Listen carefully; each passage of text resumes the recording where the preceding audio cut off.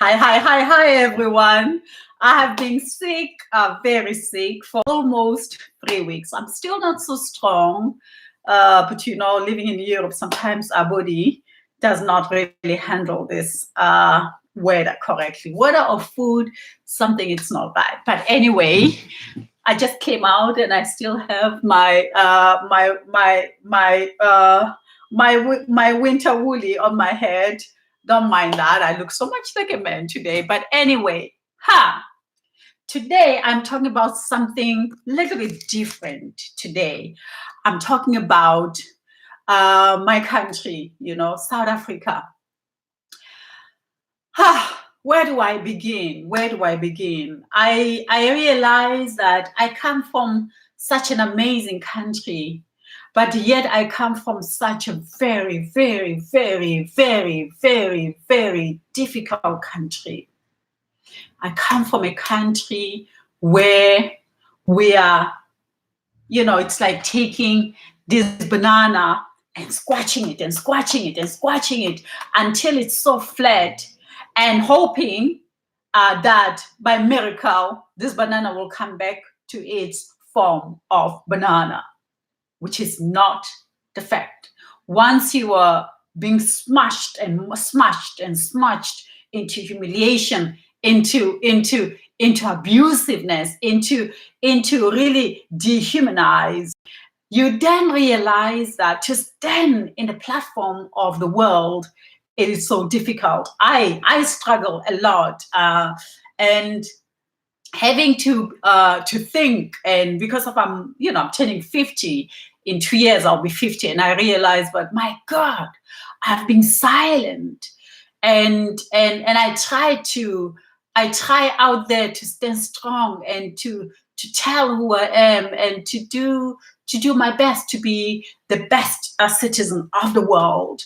But then I'm reminded by the smashed banana that was humiliated from day one, and even today still humiliated. So yesterday I was watching this, the parliament, Cyril Ramaphosa giving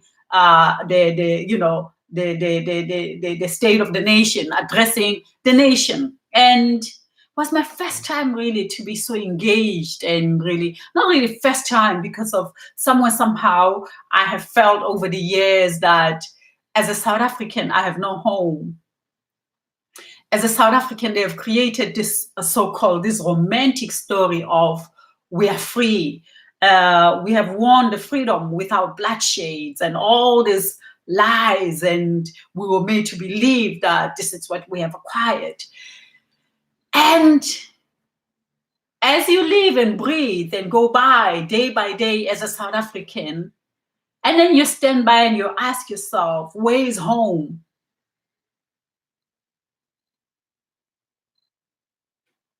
And you realize you do not have a home.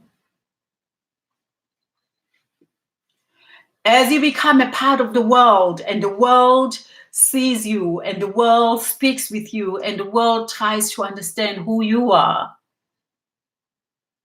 and you realize that you can't answer the world. Because home, it's where you are protected.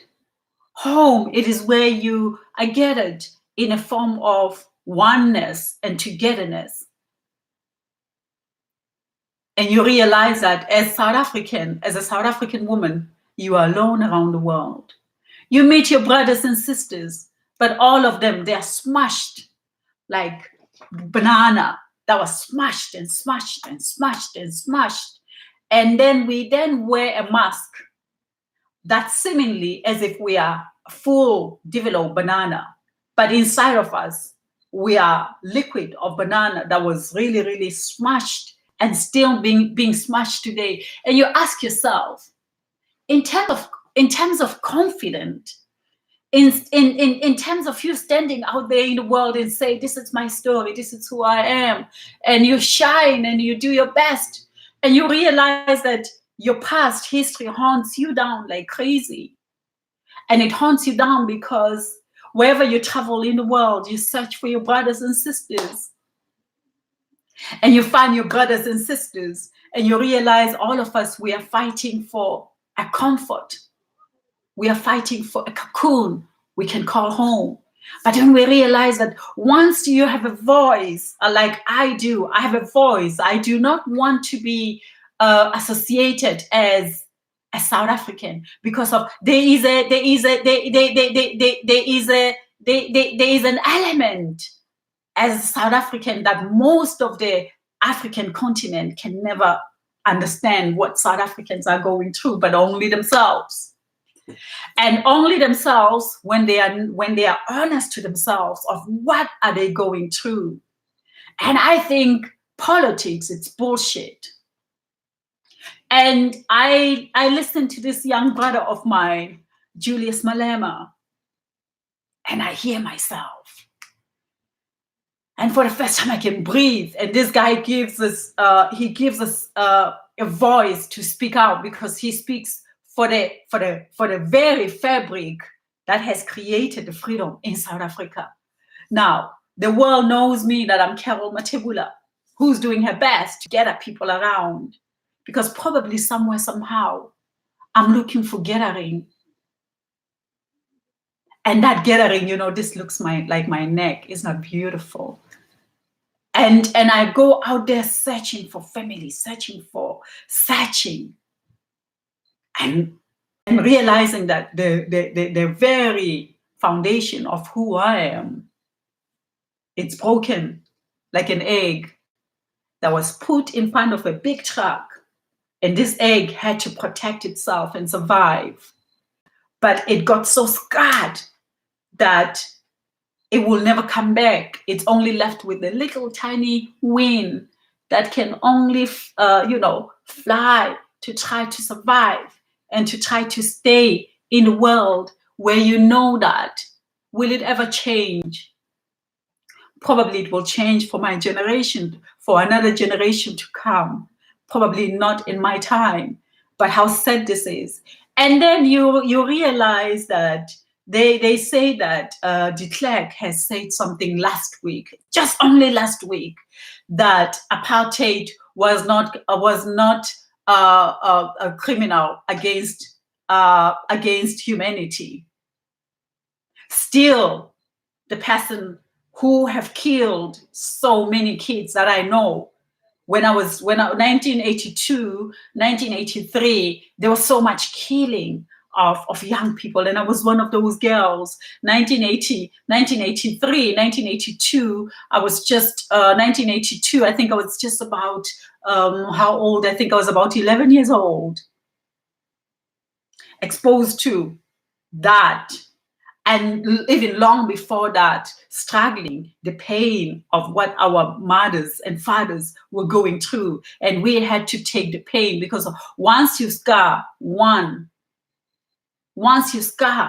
people, those people will go to scar, because human beings, we were not born to suffer. And we then start creating mental imbalances. And through mental imbalances, then we find a way to zip ourselves and just to navigate with no understanding of where you're going. And the world looks at you, you're from South Africa, and they've got these high hopes of a South African Black woman. They've got these high hopes of a South African Black man. And then you've got also the so-called elites of my country, the Black people in South Africa, who have acquired the wealth, but forgotten the wealth of spirituality, whereby, I in those times where the Black people used to suffer a lot, we had something that we could all resonate and come together and sing a song and light fires and get together and sing the word Ubuntu. And in those days, Ubuntu was really, really the essence of Ubuntu. That's the essence of Ubuntu. And we all went out to get a song of freedom. But freedom was never understood by South Africa. When you look at people like Cyril Ramaphosa, the man their only ideologies are to sign the papers with the chosen ones and leaving the ground roots. The tears that are crying in front of them and asking for help. We need healing. Nobody's hearing us. And then there comes a brother by the name of Julius Mema. Yesterday, I saw those young brothers, and they were so small. There were not many in that parliament. Majority could have overpowered them, but because of our ancestors, they are speaking through them. They were protected because of what they were saying. Is it's the things that needs to be spoken. But then you also have this South Africa that plays this, how do you, keeping up with their appearances. We're very good at that. We're very good at trying to say to the rest of the continent of Africa, we are like the Western world. We like the Americans. You Africans, you come here and you take, and not realizing that our problems, it is not even telling our neighbors of what we are actually dealing with. And somebody might say, you are not in South Africa to say all these things that you say. And I realized in 2011, I packed my bags and I thought it's time for me to move back to my country. And getting back to South Africa and realizing that the Black people were even more humiliated, even more than when I was a little girl. And I just had to take my bag and get out of there because I felt like, my God, where am I going? What's going to happen to me? You understand? So when they're playing this theatrical of them, the so-called the presidents of South Africa going into other parts of Africa, playing as if they are understanding it, and they all figure it out. And you realize that South Africa is just bullshit country. It is a country where the presidents, so-called all of them, including Mandela, they had a story, but their story didn't have the final results. As most of us Africans, this is what happens. We've got stories, but we don't have the final end results. Because if you don't have final end results, you can sing the highest song. You can become one of the most powerful speakers of the world. But the problem boils down to politics. It shouldn't be about politics when it comes to us as Africans. It should be about togetherness, the sense of Ubuntu, the sense of what has happened to you, not what you have, not what you own. Because it feels as if, and I'm saying this myself because I was caught up with this myself as a South African. I was caught up with the fact of, where am I living? Even today, I'm still caught up with that, which is the biggest dilemma for me as a South African, that I want to belong. If you go to South Africa today, I saw the video recently, this young, beautiful two Black kids, Black men and women who decided to go and explore South Africa. And they were showing the beauty of South Africa. In my way, I watch it. And inside of me, I could smile. But then I realized that I can't smile. Because this South Africa, it's not my South Africa. The South Africa that is presented on their movie telling the story of South Africa, that was not my South Africa. So I'm doing this video because I'm watching from yesterday and today. I've been a part of the South African story, you know, trying to understand at the age of 48. What am I dealing with as a South African? And I realize I'm afraid I don't have a home. And you've got a man who says, let's tell the world of what's happening in South Africa. And you realize they don't even care about people like us. We are the fabric of pain. And I myself am a very big fabric of pain because of we were those who went and umzabalazo, you know, singing for freedom. And freedom for me, it was having a home, having a dignity, having a moment where you can say, finally, we live in peace. And it was not about us chasing people out. It was not about us saying, Africa is for Africans. No, it was not about that. It was about the generations and generations of South Africa to be given respect, to be listened to. It's not amazing. Even today, South Africa, it struggles with electricity. But guess where? Where are the people who are struggling with electricity? And the government, it's monopoly. We are the puppets. We are used as puppets while politicians sucks our energy to the core. And ANC has been that. So I say, for me, bravo to the Malemas. I say, keep strength, keep strengthening us, keep making us have voices to speak about ourselves. I am in the world today, yes. Do I see South Africa as my home? Yes, I want to come to South Africa, but I'm terrified. I'm terrified with the rapes that are taking place in South Africa. I'm terrified with the beatings of women that are taking place in South Africa. I'm terrified. 2 minutes. I'm going to be done in 2 minutes. In 2 minutes. 2 minutes. I finish and then you can go. 2 minutes. Yes, I'm so sorry. I've got people who wants to pass, but I just need to finish this. Yes. So what I'm saying is that when you see South Africans out there, remember they are wooden souls. They are wooden. They are wounded souls. Very wounded. Very intelligent. Very. We know how to use our strength, but we are beaten up. And I'm one of those. And I'm doing my best to heal. I'm doing my best to try to understand, where do I come from? How can I fix this banana? How can I give it a little bit of strength? I know I can never bring it to its core foundation of its shape, but I know that by me talking and coming out a little bit and telling you my sorrows, because I'm full of sorrow. I am scarred. Now, when you address the world, as I know that South Africa, it's all about keeping up with the appearances. They want to tell the world that we run with the world. We are closest to the world. And I say, bullshit. You are the most biggest puppets ever. Because if only 10 people can be successful in the country, and the rest are living in slums, the rest are living in areas where even sanitations, kids can be killed in front of, what the hell ANC is doing. ANC has been the worst ever a party to ever people trusted.